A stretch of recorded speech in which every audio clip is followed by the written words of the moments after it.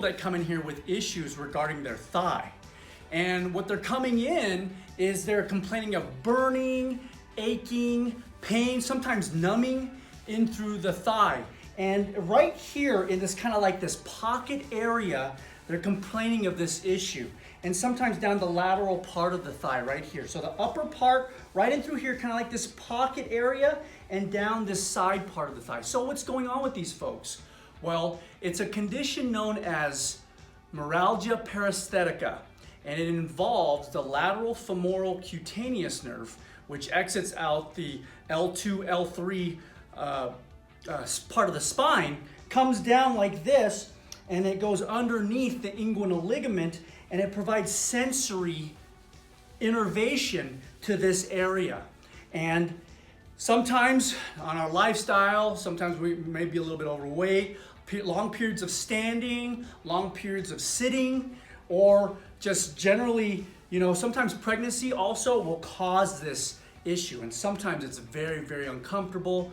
And sometimes these folks, they battle this for months, sometimes even years, this issue. So how do you fix that? How do you fix Meralgia Paresthetica? Well, we did a video almost about a year ago regarding how to work that out. So I'm going to put a link in the description how to do a little bit of release into that nerve, so that will help alleviate that. But today I'm going to show you three exercises that you can do for the lateral femoral cutaneous nerve that you can do to start mobilizing it through those tissues, because that's what happens with some of these nerve entrapment syndromes, is that the nerve gets entrapped, gets kind of pancaked. You have the skin, you have the adipose tissue, you have the fascia, you have the muscle, and as that nerve travels from the spinal cord down in through here, through these tissues, it gets pancaked in there, and adhesions develop between the nerve and all those tissues. But by doing these stretches that I'm going to show you here, these three, it'll help unpancake, it'll help that nerve floss or glide through those tissues a lot better, and thereby relieving your discomfort and pain. So we're going to go through those here in just a second. So the first exercise involves having either a couch, table like this, or a bed. And what you do, let's say I'm having symptoms here on my right thigh, upper pocket, sometimes the lateral part of the thigh. That's what Meralgia, the cutaneous nerve, the lateral femoral cutaneous nerve innervates this area. So let's say I have it here on my right side. So what I'm going to do, I'm going to get on the bed, the couch, whatever you have at home like this, and I'm going to have half of my butt is going to be off the device, or off the table here. So I'm going to be like this. I'm going to hold on just like this on this side. And what I'm going to do, I'm going to contract my abs just a little bit like this, so I'm not going into extension. And I'm doing this. I'm going to go into hip flexion, and then as I go right here, I'm going to squeeze my butt cheek just like that. And you can kind of see, as I squeeze my butt cheek, I'm going into hip extension. You see that? So here I am. You can lie down if you want. I'm going to go into just like that. And then I'm going to go, and the key is squeezing that butt and going into a little bit of hip extension here. See that? Boom. Here. And the hip extension. It's almost like I'm pushing my heel toward the floor over there. Boom. Just like that. Just be careful not to fall off the bed. If you want, you can kind of put your whole body up on there, just like this. Now my whole body is up on the table like this, and my butt cheek is kind of hanging off a little bit, and I'm doing this. Boom. Yeah. Hip flexion into hip extension. See that?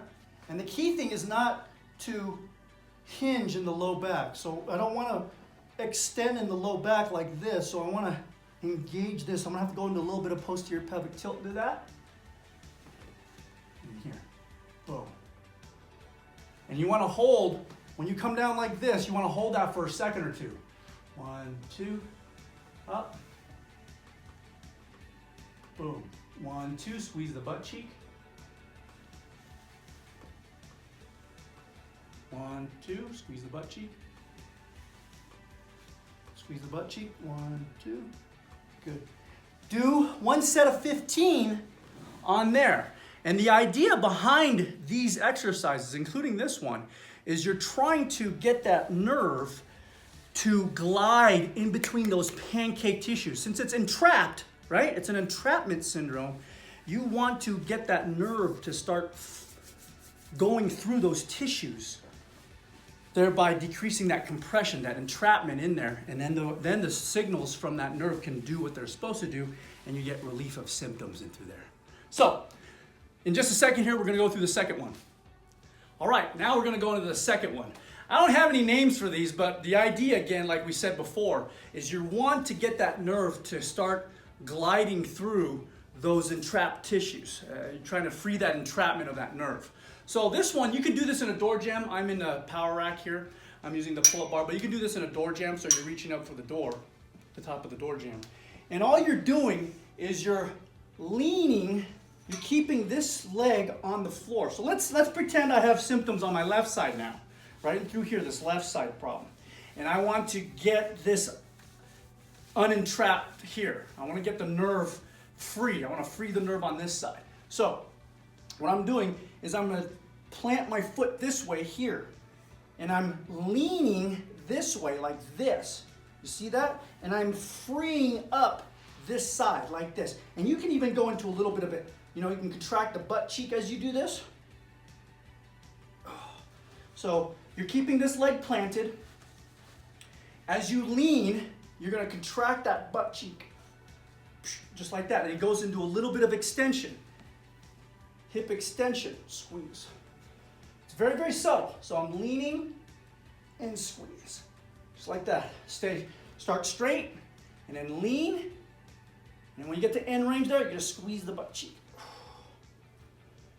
Start there.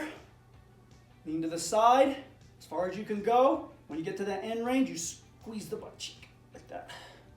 And again, the key thing is not going into extension. You don't want to go into lumbar extension. You want to go into hip extension by squeezing the butt cheek.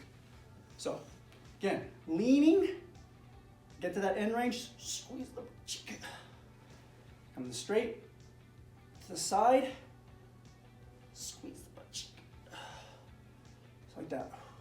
Again, one set, 15 reps, and it starts to alleviate that. To make it a little bit more difficult to actually really get more of a stretch. If you want more of a stretch, you add a step or something. You can have like a book that's big enough for your foot to sit on or stand on. Sit on. So you get like a book. I have a step here. So again, this is my problem side. I'm going to step on it with my right foot. And now my leg can actually drop a little bit. You see that? So again, I'm leaning, but I'm letting my leg drop. I'm keeping this leg straight. See that? This leg is straight. And now my leg can drop a little bit. Now I can really, like I'm reaching with this left foot, I'm reaching toward the floor. Right there. Reach toward the floor a little bit and then squeeze the butt cheek. Start at center. Reach toward the floor with your leg. Squeeze the butt cheek. Again, come to straight, come down, reach toward the floor, squeeze the butt cheek. And man, that really helps to open that up in through there. So that's the second stretch. One set of 15 in through there with this particular stretch. Now in a second here, we're going to go through the third one. All right, so this is the third stretch. And let's pretend that it's my left side that I'm having problems with. You want to do it on both sides regardless if you have problems on one side or not. That way you get balance. But yeah, this is primarily geared for the involved side. So let's pretend I have my left side here that's having problems in this thigh. So what I'm going to do is I'm going to go into like a lunge. I'm going to kneel with the involved side. This is my left side. I'm kneeling with the involved side down like this. This is my good leg. And what I'm going to do is the key thing here, I'm just going to rock back and forth like this. But as I rock forward, I want to squeeze this butt cheek. So I'm going to get to that end range. Right here is about end range for me. And when I get to that end range, that tightness, I'm going to squeeze that butt cheek. Just like that. Squeeze that butt cheek. I'm gonna move forward. And again, the key, you're not hinging here. A lot of people, when they do lunges, they're kind of doing this, right? But the idea is to just in the hip joint, hinging in the hip joint. So I'm moving forward with my hip joint. Like that, I get to end range and I squeeze. And man, you can really feel this opening up and through here. And that's what the lateral femoral cutaneous nerve innervates, is right in here, this kind of this pocket, top of the thigh pocket area, a little bit, and obviously lateral. Lateral femoral cutaneous nerve. It's not just a fancy name. Squeeze. Again, one set about 15. Boom. Boom, squeeze. So you getting the idea here? I usually recommend if you have something soft underneath your knee. So this is a nice, we have a padding here. So you want to make, you can put a pillow. If you're at home, you can do a pillow under the knee. So it's nice and soft for your knee. But again, you're here, you move forward till end range, and then squeeze. You rock back a little bit, go to end range, squeeze. That, end range, squeeze. So, one set of 15. So 3 sets total, 45 reps total for these exercises. And you can do this, if you're having symptoms, you can do this as frequently as like every hour to help you relieve these symptoms. There's really no set, oh, this is what you need to do. You know, one set, do these every hour to relieve those symptoms. It's gonna help out a lot. And also, like I said in the beginning, I'm gonna put a link in the description as to our previous video on how to mobilize, free up that lateral femoral cutaneous nerve using a device. So that way, that also, in adjunct to these, that Meralgia Paresthetica is gonna bye-bye. So, anyway, if you have any questions with this video, drop it off in the comment section below. We thank you for watching, we appreciate it.